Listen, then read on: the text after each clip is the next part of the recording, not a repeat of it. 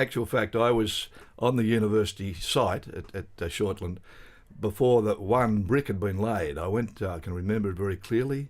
We were trekking through the bush of Shortland with Frank Purdue, Alderman Frank Purdue, the then Lord Mayor, and a few other civic dignitaries.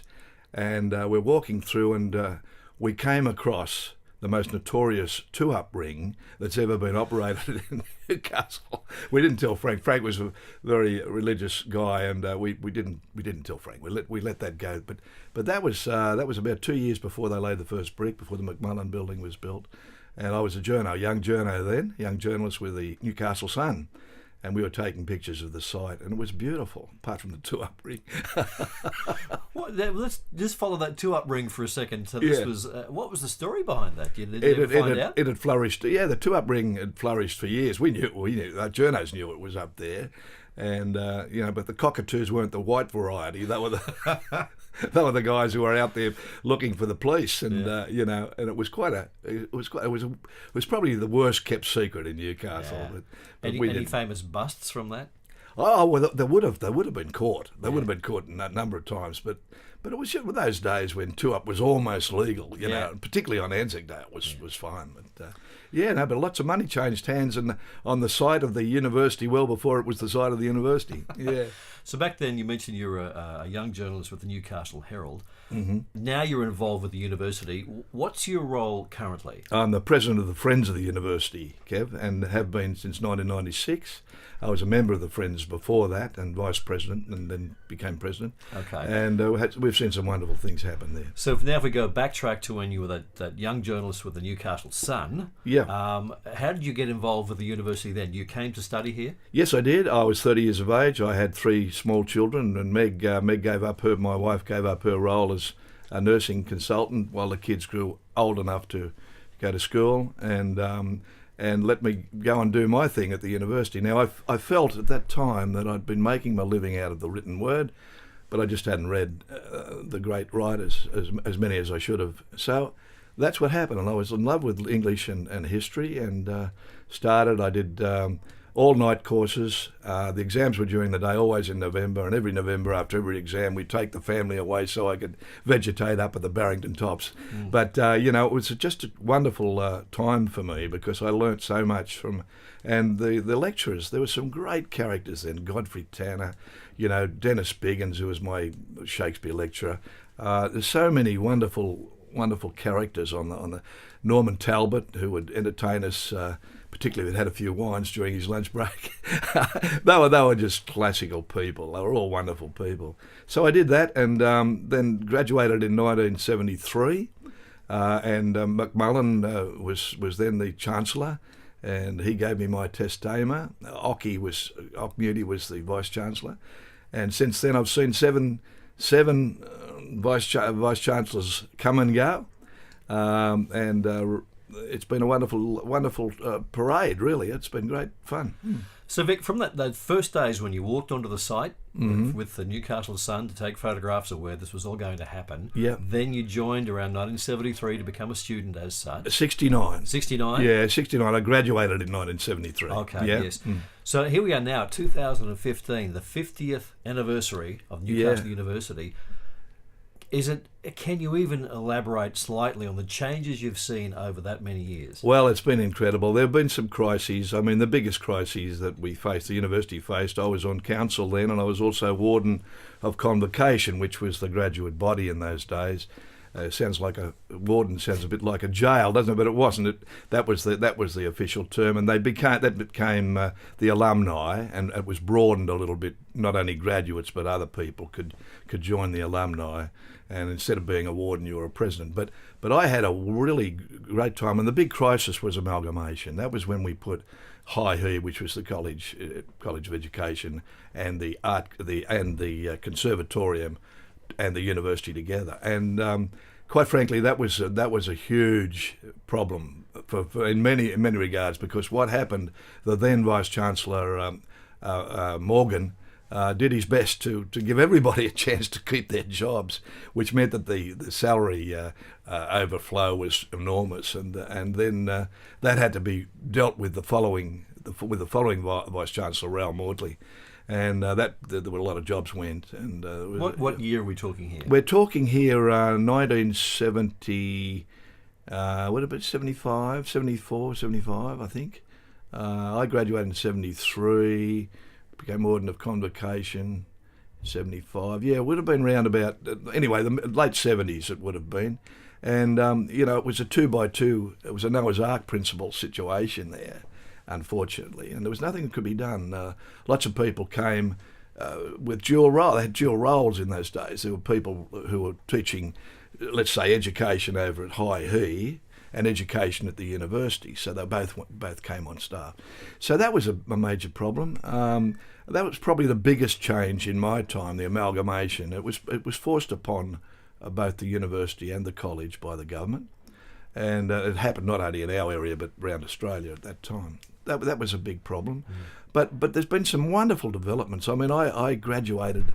I was in the first graduation at the Great Hall, which was something that I will never forget. And in those days, they had a graduation ball, a dress-up, black tie graduation ball, and there was one in the Great Hall, and there was one in the Union. The Union had a rock band, and the Great Hall had the Glenbilla, nice and swing. And we went to both of them, of course. I think I enjoyed the one down at the Union much better. It was good fun. Did you behave? Well, I had a few drinks. Yeah, all my friends went with. We had a logo party, and they're all there, and we all celebrated together. It was just such wonderful fun, and I felt so proud to have got through it, and to actually have benefited from it. I learned so much, and had some wonderful times. University students for every generation has always been a cause, something there seems to be they're passionate about, they want to be vocal about.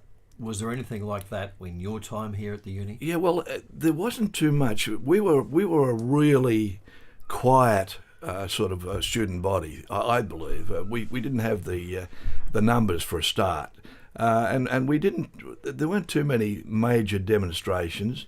There was a bit Vietnam problems, a few Vietnam problems, but there wasn't any great student rebellions or anything like that. A few times, a few students, say 100 students, gathered around the council for a major controversial decision. We fought some good battles. One of them was the preservation of this station. There was a strong move within council to cut costs. Things were tough after amalgamation.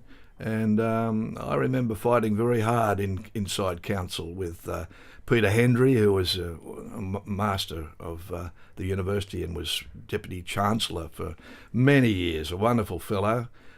He was leading the push with me and a few others in council. We got the numbers up, and we won that battle. And I'm so glad because, Tuanua has just gone from strength to strength since those days. But it was touch and go for a while.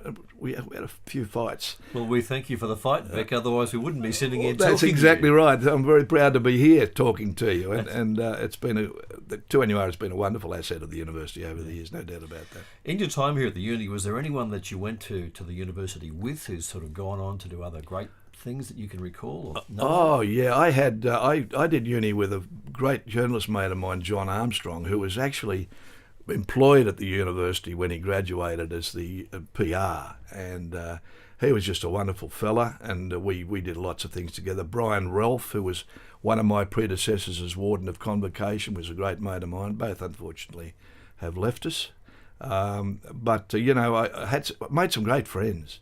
I remember being in an English tutorial with 3 women teachers and a Drury Lane actress, and boy, did I have trouble getting my message across. I can very clearly remember Dennis Biggins, who was taking a tutorial on it was a Shakespearean play, and I can remember him saying something like, well, ladies, if you'll just be quiet for a moment, I think Mr. Levi wants to say something. And it was pretty tough, but wonderful. They were all great ladies, and Mel Davies, who was a teacher at Boreal High School, and the grandmother of the great cricketer who went to Western Australia, the big fellow who's now umpiring.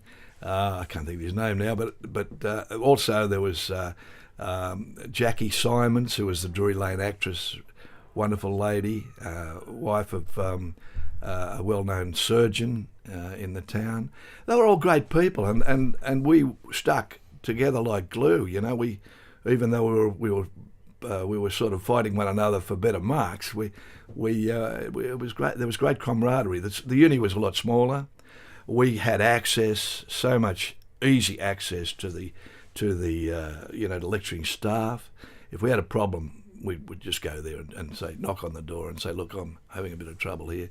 Can't get this essay in on time. Can you give me an extension?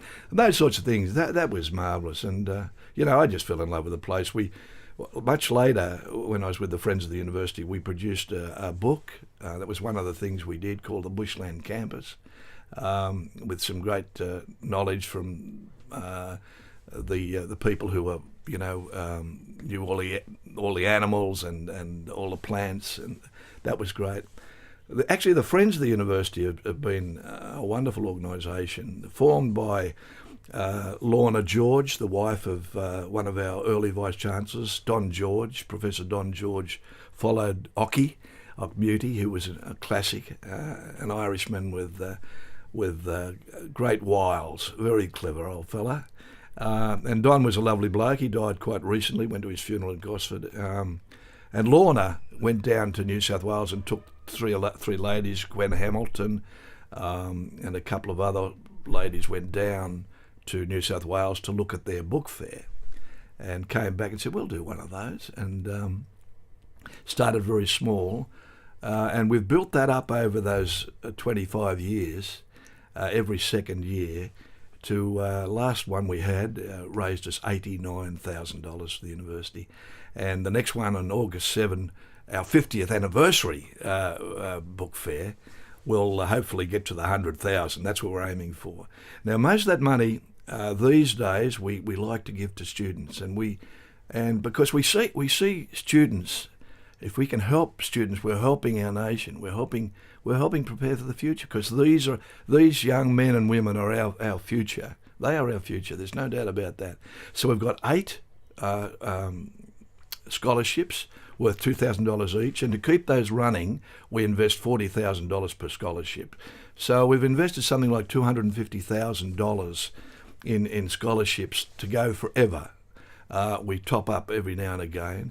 We're going to get involved with the foundation, more closely involved with the foundation. All our money goes through the University Foundation. We've also done bricks and mortar things, which have been fantastic. We did a rare books room at the Auchmuty Library for really rare books. We've built the Wetlands Centre with our funding. We helped put in a new digital organ in the Great Hall. And all those things. Oh, we had our very first gift to the university was a $30,000 tapestry, which hangs in the Great Hall. That would be worth, Lord knows, that would be absolutely, worth an absolute bundle now, and it's still there. And they're using that tapestry, the design in that tapestry by Larry and Mary Beeston, who were great friends of the university. We paid them. We contracted them to do the tapestry. And they're using that in the 50th anniversary design and celebrations at the museum. So that's something we're very proud of, the Friends of the University. We have a small group of men and women who work every week, 1 or 2 days a week. My wife Meg is the book fair convener, and they work every week to prepare for this book fair. And we're just being shifted from our shed. We had a shed down at the number 3 Oval, and it's chock-a-block full of boxes of books that we're going to bring up in August for the Great Hall. We flood the Great Hall with books, and we have them queued from the entrance right down to the roadway, down to the car park. It's just been a wonderful journey. The book fair has been a wonderful journey for the university. So for you, Vic, from 1969 to come here as a student to 2015, you've never left. No, I haven't, actually. That's true. And as I say, I've seen seven Vice-Chancellors go, and Lord knows how many Chancellors. My favourite was Dr. Elizabeth Evatt. My favourite Chancellor was, my other favourite Chancellor was Trevor Waring. My favourite vice-chancellor was Nick Saunders, not just because they gave me an honorary degree, which was in 2011, but I just felt that they had the local knowledge and local content, and they bridged the gap between town and gown, which is always a difficult thing to do, but they had the local knowledge and local know-how to do that, so they did a marvellous job. But they're all wonderful people, all of them. Any personal achievements you're really proud of over the years? Well, I love my cricket. I've played cricket grade cricket since I was 13, and only just stopped playing when I was 70 in the golden oldies. But I had a wonderful time at university, because when I was playing cricket, if you were an undergraduate, you had to play with the university, and I had a great time here. I was president of the University Cricket Club for 5 years, and I played first grade for 5 years. And I was awarded a colour, which I'm very, very honoured to try and get into every sporting awards day when they award the Blues, every Blues night. I can just get it over my shoulders at the moment. But no, that was great association. I was on the board of the sports union and the union. Had times there, and I was made a life member of the University Union, which is a very precious thing for me. In the days of John Broughton, and when John Peshar and I were the council nominees on the union board, so there are some precious memories, particularly the sport. I mean, we used to play IV, which is university stuff, and when I could get away from work, I was working, but the other boys weren't. I was the oldest member of the team, of course, so they looked on me as the granddad and the president, and we had some wonderful times. And the funny thing was that James Auchmuty used to love coming to the cricket. He'd make his entry usually around about afternoon tea time and have some scones and cream and a cup of tea with the team. And he'd come in you've seen the coloured blazers with the stripes, and we'd see it on the field. We'd see him coming. And unfortunately, every time he appeared, something bad would happen to our team. We'd lose a wicket or drop a catch or bowl a full toss or something. And Ockie would appear and somebody would say, oh, here he comes. And he'd walk up and he'd have afternoon tea with us. He was a great old fella. And he used to smoke his cigar and he'd walk around. He was quite a character. But they were great memories. And all of my life with the university has been one great memory after another, really. One last note. Are the mosquitoes any more friendly? I reckon I've lost at least 2 pints of blood, mate. They're the fiercest mosquitoes you'll ever find. There's only one area where you'll find worse mosquitoes, and that's just up the road at Steelworks Golf Course. When you're about to hit, a 3 wood off the deck, and a mosquito bites you on the back of the neck.